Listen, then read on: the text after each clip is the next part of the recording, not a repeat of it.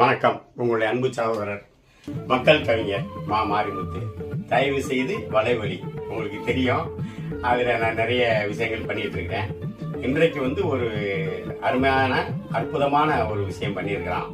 அது சம்பந்தமா உங்களுக்கு என்னுடைய அன்பு உறவுகளுக்கு தெரியப்படுத்துறதுக்காக தான் இன்னைக்கு இந்த நிகழ்ச்சி. அதற்கு முன்னாடி நான் பேச போறதுக்கு முன்னாடி சொல்ல போறதுக்கு முன்னாடி என்னுடைய நண்பர் அண்ணன், என்ன வேணாலும் சொல்லலாம், இசையமைப்பாளர் அண்ணன் ஆர் டி மோகன் அவர்கள் அறிமுகமாக்கிட்டோம். அப்புறமா நாம பேசுவோம் தொடர்ந்து. நான் ஆர் டி மோகன், இசையமைப்பாளர். நான் ஒரு 9 படத்துக்கு மியூசிக் பண்ணிக்கிறேன், நிறைய ஆல்பம் பண்ணிக்கிறேன். சாரோடைய ஆல்பம் எல்லாமே நான் தான் பண்ணின்னு இருக்கிறேன்.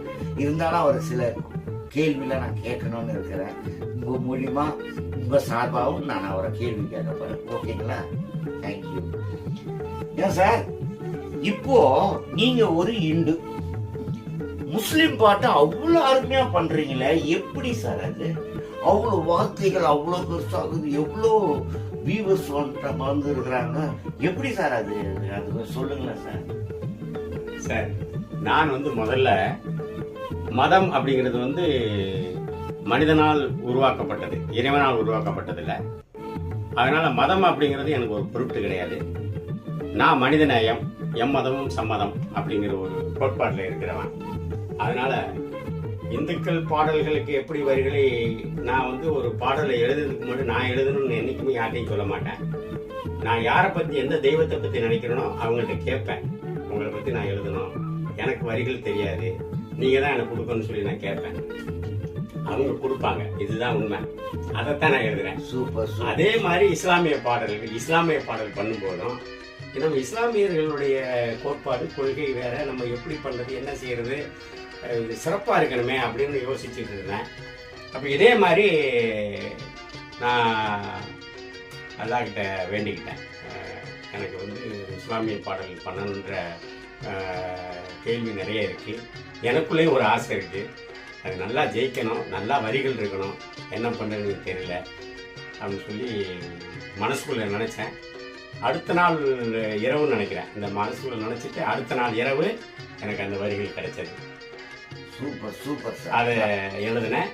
மிகப்பெரிய அளவில் இஸ்லாமிய நண்பர்கள், இஸ்லாமிய மக்கள் என்கிட்ட என்னை ரொம்ப பாராட்டினாங்க. அது போக நிறைய பேர் இப்படி ஒரு இஸ்லாமிய பாடல்கள், இஸ்லாமிய கோட்பாடுகளை கற்றவனாலும் கூட முடியாது, நீங்க எப்படி எழுதுனீங்க அப்படின்ற கேள்வியை முன்னாடி வச்சாங்க. நான் அவங்களுக்கு இந்த பதில் தான் சொன்னேன், நான் எழுதலைங்க, அவரை நினைச்சு கேட்டேன், அவர் கொடுத்த வரிகளை எழுதியிருக்கேன்னு சொன்னேன். இதுதான் உண்மை. அப்படிதான் அந்த பாடல் பண்ணி மிகப்பெரிய வெற்றி அடைஞ்சது. ஆமா சார், நானும் ரொம்ப ஆச்சரியப்பட்டேன். என்னுடைய முஸ்லீம் ஃப்ரெண்ட்ஸ்லாம் கூட நிறைய பேர் கேட்டாங்க, எப்படி அருமையா இருக்குது, மியூசிக் எப்படி பண்ணாங்க. நான் சொன்னேன், அதுவும் இறைவன் கொடுக்குறது தான். அவர் இறைவனுக்கு வார்த்தைகள் கொடுக்குறா, இறைவன் எனக்கு இசையை கொடுக்குறேன். அது மாதிரி மியூசிக் 2 பேருமே சேர்ந்து செஞ்சோம். இப்போ சார் எல்லாருடைய விருப்பத்துக்காக, எல்லாருடைய விருப்பம் இல்லை, எங்களுடைய விருப்பம், அவருடைய விருப்பம், ஆண்டவருடைய பாட்டு எழுதணும்னு நிறைய பேர் கேட்டுக்கிறாங்க அவரை. அதனால ஆண்டவர் வார்த்தையை அதை பற்றி கொஞ்சம் நீங்கள் பேசுங்க. அண்ணா, நல்ல அற்புதமான கேள்வி கேட்டீங்க. இதை நம்ம இன்னைக்கு நேற்றுக்கு நம்ம பேசலை. கிட்டத்தட்ட அந்த இஸ்லாமிய பாடல் முடித்த காலகட்டத்திலேருந்து கிட்டத்தட்ட 1 வருஷம் ஆச்சு. அதில் இருந்தே நீங்களும் சொல்லியிருக்கீங்க, ஒரு சில நண்பர்கள், என்ன சார் இந்து பாடல் எழுதியிருக்கிறீங்க, இஸ்லாமிய பாடல் எழுதியிருக்கீங்க, கிறிஸ்துவ நம்பர் நாங்களாம் உங்களுக்கு நிறைய இருக்குமே, ஏன் கிறிஸ்துவ பாட்டு உங்களால் எழுத முடியாதான்னாங்க. அது எனக்கு ஒரு விதமான ஒரு சேலஞ்சாக இருந்தது. நம்ம இது பண்ணியிருக்கோம், இப்போ ஏன் ஒரு கிறிஸ்துவ பாட்டு எழுதுனான்றது நம்மளை கூட டிஸ்கஸ் பண்ணியிருக்கோம் அது விஷயமா. ஆனால் நீண்ட நாட்களாக அது சம்பந்தமான இது எனக்கு வேலைகள்லாம் இருந்ததெல்லாம் பண்ண முடியல. இப்போ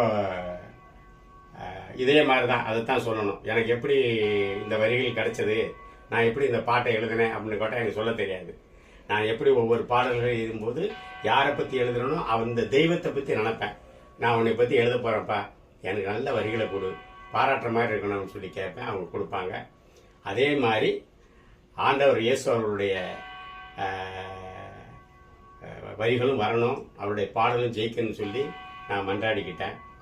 நான் இன்னும் சொல்ல போனால் உங்களுக்கெல்லாம் தெரியாத ஒரு விஷயம், நான் படித்தது புனித சூசியப்பர் நடுநிலை பள்ளிங்கிற ஒரு கிறிஸ்துவ பள்ளியில் தான் நான் படித்தேன்.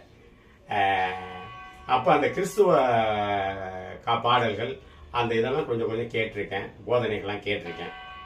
இருந்தாலும் பாடல் எழுதுகிற அளவுக்கு அப்போ சின்ன பிள்ளை, இப்போ பாடல் எழுதுகிற அளவுக்கு தெரியுமானா நிச்சயமாக தெரியாது. ஆண்டவர்கிட்ட கேட்டேன், அவர் கொடுத்தாரு, நான் எழுதியிருக்கேன். இதுதான். நீங்கள் ஆசைப்பட்டீங்கன்னா அந்த உங்களுக்கு தெரியும், நீங்கள் தானே இசையமைச்சிருக்கிறீங்க, அந்த வரிகளை மக்களுக்காக ஆரம்ப வரியை மட்டும் நான் சொல்கிறேன். சொல்லுங்க சார், சொல்லுங்க.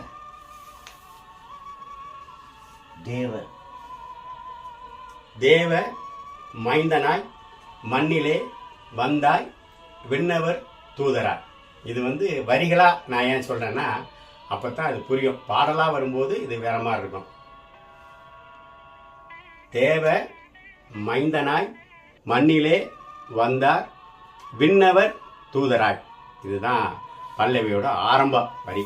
அதுக்கு பிறகு அது அப்படியே போயிருக்கு. ரொம்ப சிறப்பா அவர்கள் வரி கொடுத்துருக்காங்க, நான் எழுதியிருக்கேன்.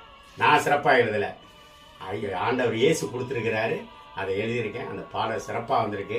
அண்ணன் இசையமைச்சிருக்கிறாங்க. கூடிய விரைவில் அது ஒளிபரப்பப்படும். அப்போ உங்களுக்கு தெரியும். நீங்கள் ஒரே ஒரு கொஸ்டின் கேட்கணும் சார். இந்த ஆவின் அபிஷேகம்லாம் இப்போதான் அந்த பெந்தகோஸ்து சிஎஸ்ஐ இப்போதான் அதை இது பண்ணுறாங்க. ஆவின் அபிஷேகத்தெல்லாம் அந்த லிரிக்ஸ் எழுதிக்கிறீங்களா எப்படி? எனக்கு அதான் ஒன்றும் புரியாது. நான் சர்ச்சைக்கு போடுவேன், அப்போ ஆவியின் அபிஷேகம் இறங்கும். அதனால அதை பற்றி நான் உங்ககிட்ட கேட்கணும் சார். எப்படி அதை உணர்ந்தீங்க? அண்ணா, நான் ஒரே வரியில் சொல்லிட்டேன். வரிகள் நான் எழுதலை, நல்லா தெரிஞ்சுங்க. வரிகள் நான் எழுதுறது கிடையாது. எந்த இறைவனை பற்றி, இஸ்லாமியரை பற்றி நினைக்கணும், இஸ்லாமிய கடவுள். இந்துனா இந்து கடவுள். அதே மாதிரி இந்த ஆண்டவருடைய இயேசுனுடைய பாடல், இதுவும் அவர்கிட்ட நான் கேட்டேன். நான் எழுதணும், இந்த வரிகள் நல்லா இருக்கணும், அந்த வரிகளுக்கு கொடுங்கன்னு கேட்டேன். அவர் கொடுத்ததை நான் எழுதினேன். நான் எழுதலை, நான் சிந்திக்கலை. அவரு எனக்கு வரிகளை கொடுத்தாரு. நீ இப்படி எழுது, இந்த மாதிரி பண்ணு, இந்த இடத்துல இது போடு அப்படின்னு சொன்னது. இது மேலோட்டமாக கேட்கும்போது நிறைய கதை சொல்கிற மாதிரி இருக்குன்னு இருக்கேன். ஆனால் உண்மையாக சொல்லணும்னு சொல்ல, எவ்வளோ பெரிய கவிஞனாக இருந்தாலும் சரி, அவர்களாக எழுதவே முடியாது. அந்த இறைவனுடைய ஆசீர்வாதம் இருந்தால்தான் அந்த பாடல் வரிகள் சிறப்பான வரியா வரும், மிகப்பெரிய வெற்றி பெறும். அது இல்லாமல் எந்த ஒரு கவிஞனும் எழுத முடியாது. நீங்க ஒரு சின்ன உதாரணத்துக்கு சொல்ல போனா, ஒரு மிகப்பெரிய அளவுல வெற்றி பெற்ற கண்ணதாசன் அவர்கள் கூட இன்றைக்கு தமிழ்ல மிகப்பெரிய PhD பண்ண ஆள் கூட எழுத முடியாது, வரிகள் எழுத முடியாது. தமிழ்ல மிகப்பெரிய PhD பண்ணிருக்கலாம், ஆனா ஒரு கவிஞனா எழுத முடியாது. தமிழ்ல ஆராய்ச்சி பண்ண முடியும். ஆக எழுதுறது அப்படிங்கிறது இறைவனுடைய ஆசீர்வாதம். எதை நினைச்சு எழுதினாலும் அவருடைய ஆசீர்வாதம் இருந்தால் மட்டும்தான் அதை எழுத முடியும். அது இல்லாமல் எழுத முடியாது. அதே மாதிரி தேவர் அவருடைய ஆசியை, ஆண்டவருடைய இயேசு ஆசி, அவர் கொடுத்த ஆசீர்வாதத்தினால தான் நான் அந்த வரிகளை எழுதியிருக்கேன். நிச்சயமாக நானே சொல்லக்கூடாது, இருந்தாலும் என்னுடைய அன்பு உறவுகளுக்கு தெரியறதுக்காண்டி சொல்கிறேன். ரொம்ப ரொம்ப ரொம்ப அருமையாக வந்திருக்கு. இசை அதை விட அருமையாக அண்ணன் பண்ணியிருக்காங்க. நீங்கள்லாம் பார்க்கணும். அது கூடிய விரைவில் உங்கள் வலைதளத்தில் வரும். நம்மளுடைய தயவு செய்து வலைதளத்தில் கூடிய விரைவில் வரும். அப்படிங்கிறத தெரியப்படுத்துறதுக்காக தான் இன்னைக்கு இதை நாங்கள் பேசியிருக்கிறோம். நன்றி. ரொம்ப சந்தோஷம். நீங்களாம் இதை பார்க்கணும், எங்களுக்கு வாழ்த்து சொல்லணும், வாழ்த்தணும்.